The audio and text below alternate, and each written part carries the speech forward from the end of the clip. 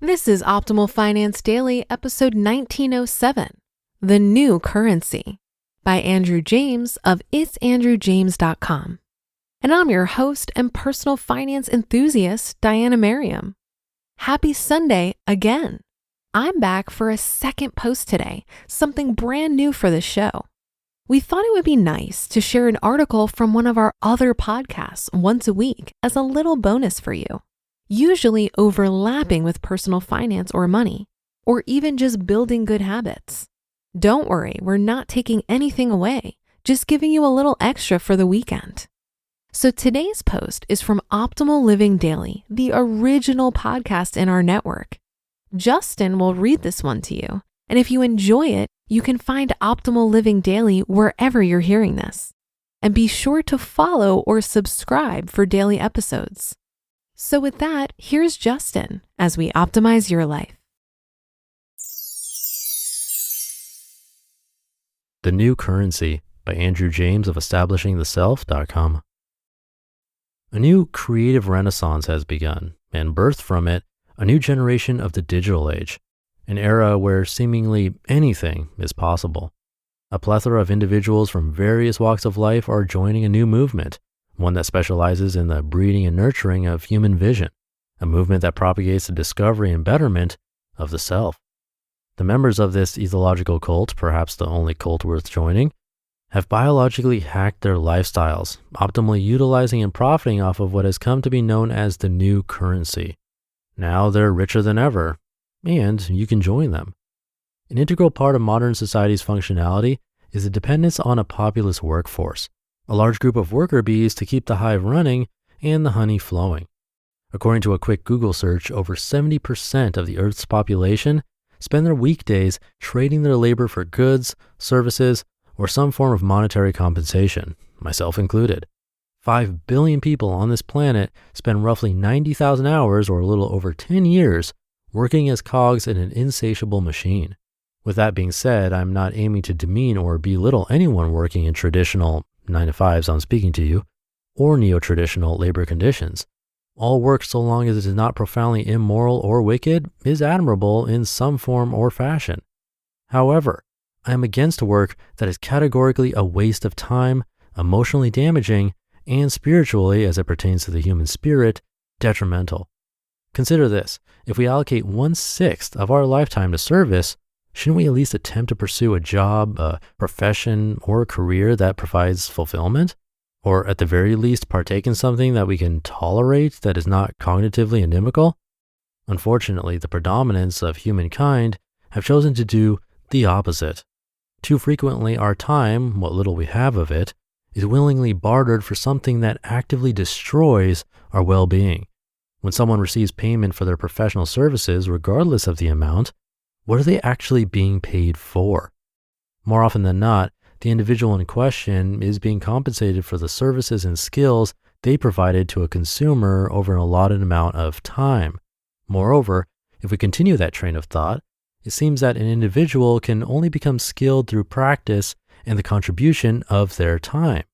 Simply reiterated, it seems that we spend our time honing various skills so that we may spend the majority of our lifetime willingly sacrificing our time to do things we do not want to do. Seems a bit ridiculous, no?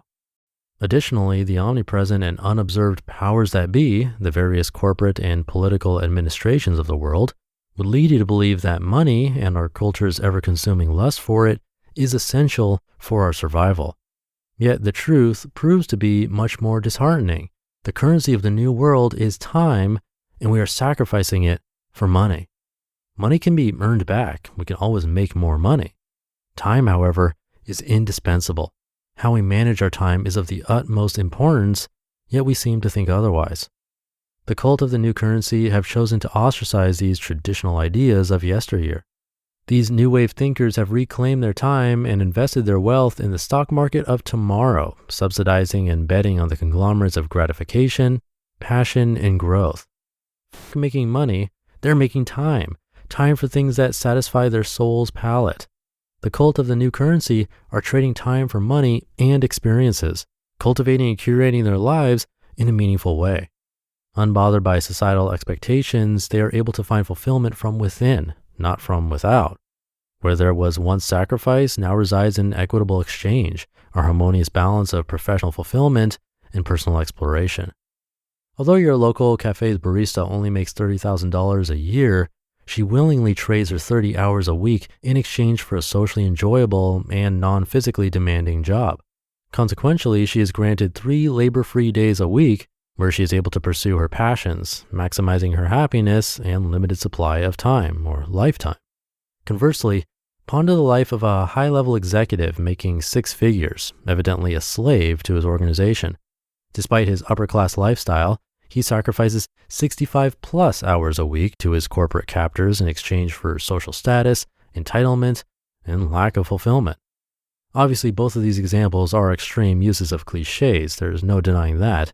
Yet, I've personally interacted with individuals who perfectly typecast both stereotypes. That being said, I have also encountered individuals who flip the script. The world-traveling CEO who creates his own schedule, contrasted with the miserable bartender who works 60+ hours a week. The important differing factor is the delegation of time and resources on an individual's behalf. Is that cushy office job really the best use of your time? Or is the contentment, lack of laboriousness, and $100,000 a year truly keeping you loyal?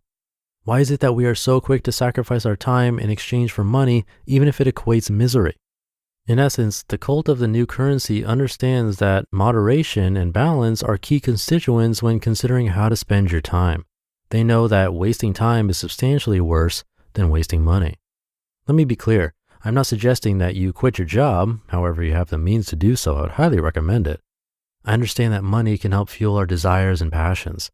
However, as crazy as it may sound, there is a way to be fulfilled by your profession and have the time to pursue the things you want to pursue, whether it be travel, art, etc. The most common argument that is presented to counter this mindset is the following: living this life is not practical or realistic. My response is, why not? How exactly is it impractical or impossible? Because when you observe it logically, it has to be possible. Millions of people across the world are doing it on a daily basis. With a bit of hard work and personal adjustment, you can have the best of both worlds. Unfortunately, it seems that many individuals would rather sacrifice their life resource in exchange for money out of fear. When you dismiss a lifestyle such as the one I am proposing due to fear or lack of drive, then you've already lost. What I'm recommending is that you join the cult of the new currency, allowing yourself to be inducted into a community of risk takers and life livers. Build a life that maximizes your happiness, allowing you to take advantage of your money and your time. Overcome your fear of the unknown and take back the resources that are rightfully yours. Exchange your time for work that you can actually tolerate or ideally enjoy. Abandon your life of dissatisfaction and learn to adjust to a new life, even if it means the loss of monetary income. Trade that perceived loss of income for time and allow yourself to pursue what is truly important when molding your new life. Invest in yourself and watch how your wealth in the new currency grows. You only have one short life. You do not have the time to be doing things you do not want to do. You just listened to the post titled The New Currency by Andrew James of establishingtheself.com. Thank you to Andrew. This one reminded me of the listener email I narrated for you a week ago, exactly a week ago actually, in episode 1640, about the woman who left her job, started volunteering, and then found what she's passionate about through that and is on her way to making a career out of it too. It's a powerful story, and this article felt like it aligns with it pretty well, so you might want to check that out too if you haven't already, especially if you liked the premise of this episode. Again, that one was from, I believe, Sunday, episode 1640. And that should do it for today. Have a great day, a happy Sunday if you're listening in real time, and I'll see you tomorrow, where your optimal life awaits.